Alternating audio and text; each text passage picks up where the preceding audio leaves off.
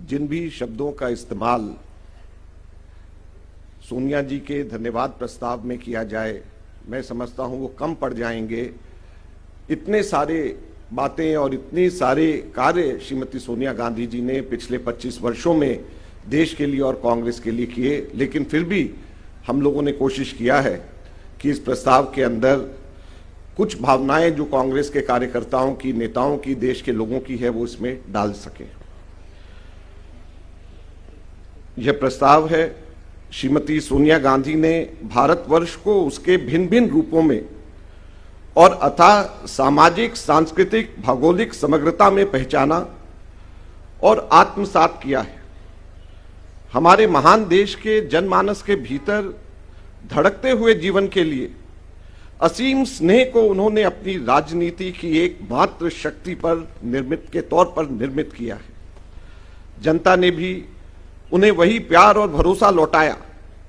एक मुश्किल और उलझी हुई सियासत को उन्होंने अपनी नेकी, दूरदृष्टि एवं जनसाधारण के प्रति भरोसे, अनुराग, साहस और रणनीति की ताकत से बार बार सुलझाया है। उन्होंने अपने हस्तक्षेप से पार्टी की राजनीति को वक्त के मुताबिक प्रासंगिक और लचीला बनाया और जब भी जरूरत पड़ी कठिन और दूरगामी फैसलों के लेकर के भविष्य की नींव भी डाली है। सोनिया जी ने आम सहमति और विकास के न्यूनतम साझा कार्यक्रम को एक राजनीतिक मूल्य में बदला और अपने अप्रतिम राजनीतिक कौशल से देश की जरूरतों के लिहाज से भिन्न भिन्न राजनीतिक सोच वाली पार्टियों के समूह और लोगों को एक मंच पर खड़ा कर दिया। यह प्रयोग जितना सफल साबित हुआ उतना ही ऐतिहासिक महत्व का भी था। पिछले 25 वर्षों के राजनीतिक जीवन में सोनिया गांधी जी ने मानवीय गरिमा, सादगी, कर्तव्य निर्वाह और अनुशासन की अनोखी मिसाल पेश की है और एक कठिन समय में कांग्रेस के साधारण कार्यकर्ता के भीतर भी उसी रोशन रास्ते पर चलने का भरोसा भी पैदा किया है।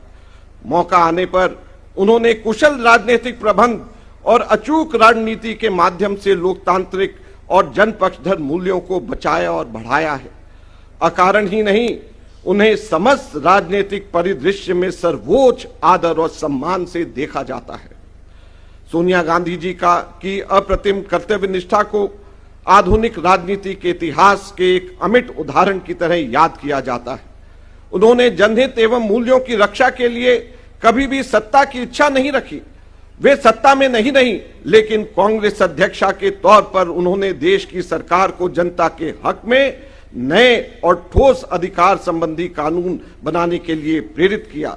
सूचना का अधिकार अधिनियम, महात्मा गांधी राष्ट्रीय रोजगार गारंटी अधिनियम, वन अधिकार अधिनियम, शिक्षा का अधिकार अधिनियम, खाद्य सुरक्षा अधिनियम, भूमि अर्जन, पुनर्वास और पुनर्व्यवस्था संबंधी अधिनियम उसी युग के उपहार हैं।